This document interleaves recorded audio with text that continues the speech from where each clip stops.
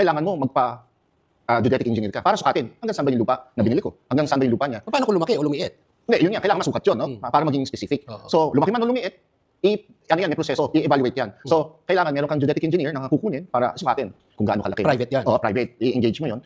Under the law, ang pwede mo lang bilhin, hindi dapat hihigit ng 12 hectares. Hindi dapat hihigit. So, isa rin yun na requirement. Dapat the land must not exceed 12 hectares. So, ngayon, alam mo na yung mga requirements na yan. Pipili ka naman ngayon.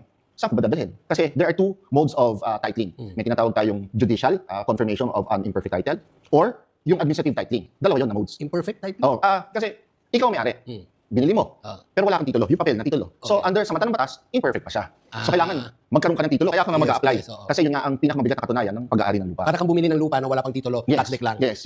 So dalawa yan, pipili ka. Ano bang gusto mo? Pupunta ka ng DNR o pupunta ka ng korte? Magkaibang proseso. No? Ang mabilis na proseso sa DNR. So dala mo na yung mga requirements mo, mag-a-apply ka, under the law, pupunta ka ng Senro, dun sa lugar kung saan yung lupa mo matatagpuan.